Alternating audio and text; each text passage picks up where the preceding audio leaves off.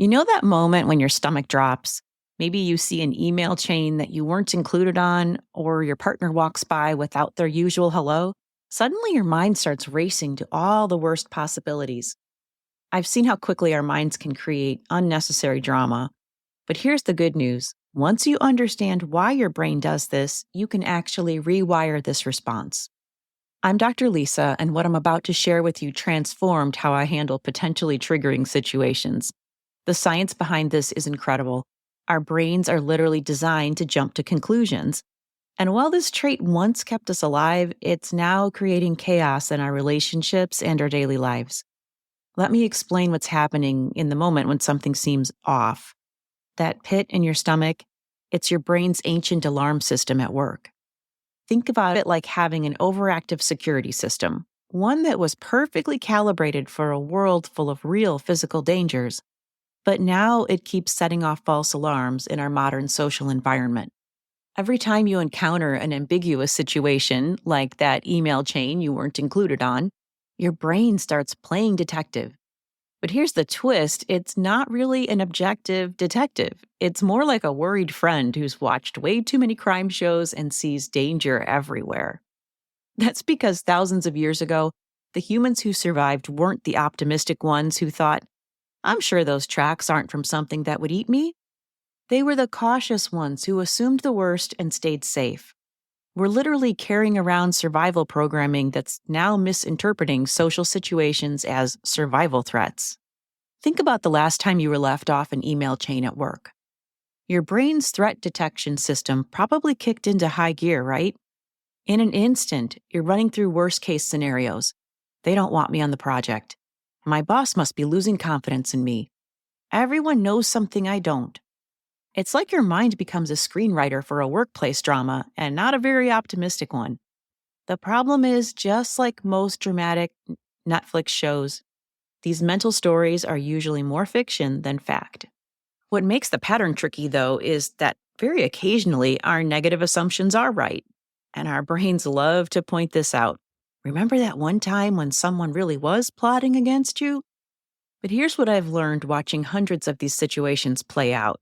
For every one time our negative assumption is right, we've probably had at least 50 unnecessary stress responses to completely innocent situations. That's 50 times that we've let our body be flooded with stress hormones that we didn't need to have. Let me share 3 practical tools that can help you break the pattern. I call them the notice, explore, and clarify approach. They're simple enough to use anywhere, but powerful enough to change how you experience potentially triggering situations. Step 1, notice your alert system. Think of this like learning to read your body's early warning signs. Before your mind even starts crafting those worst case scenarios, your body does send out signals. Maybe your jaw tightens, or your shoulders creep up towards your ears. Some people feel it in their stomach, others in their chest. These physical signs aren't the enemies, they're actually helpful messengers. They're saying, hey, we're about to jump to conclusions here.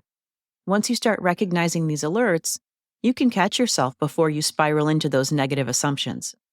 Step 2, explore multiple storylines. This is where we put on our detective hat, but instead of looking for clues that support our worst fears, we're going to gather all possible explanations. I like to think of this as writing multiple endings to the stories. Let's take the example of your partner walking by without saying hello. Worst case ending. They're mad at me. Alternative ending number 1. They had a rough day at work. Alternative ending number 2. They're deep in thought about something. Alternative ending number 3. They have a headache. Best case ending. They're planning something really nice for me and trying not to give it away. The key is not to force yourself to believe the best case scenario. It's simply to remind yourself that your first assumption, the worst case ending, isn't the only possible story. And when you give yourself that range of endings and you include the best case ending, you can see how things are much more likely in the middle, and that the worst case ending, they're mad at me, is just as unlikely as the best case ending.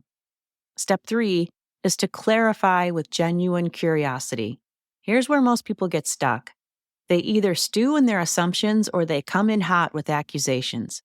Instead, approach the situation with real curiosity, like a scientist gathering data rather than a prosecutor building a case. In this final step, we're going to clarify what the story really is. You need to explicitly ask what the story is. Simple phrases that work might be, "Hey, I noticed blank. What's going on?" Or, "Can you help me understand this situation?" Or even, "I might be overthinking this, but this seemed unusual." And then give the other person a chance to fill you in. The trick is to ask it in a very neutral way that makes it easy for the other person to share what's really happening. And most of the time, what you'll discover will surprise you in a good way. Let me share how this plays out in real life. Remember the work email situation?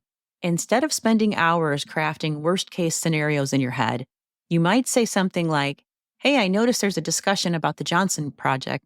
I'd love to understand where that's headed."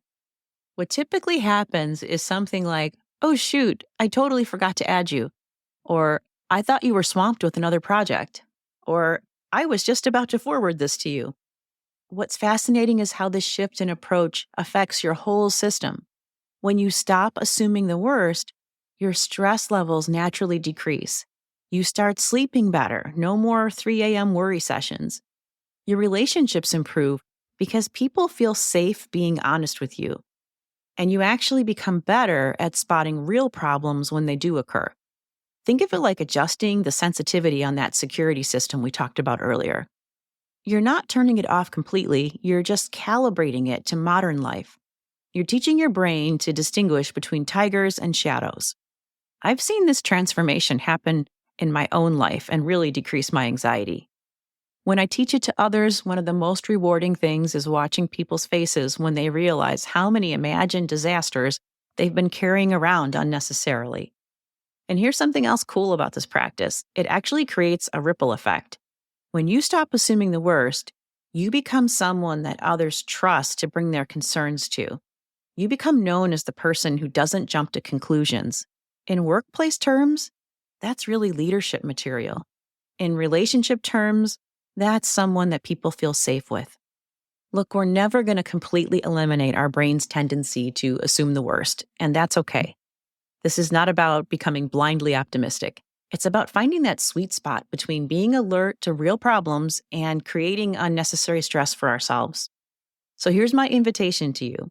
For the next week, become like a scientist in your own life.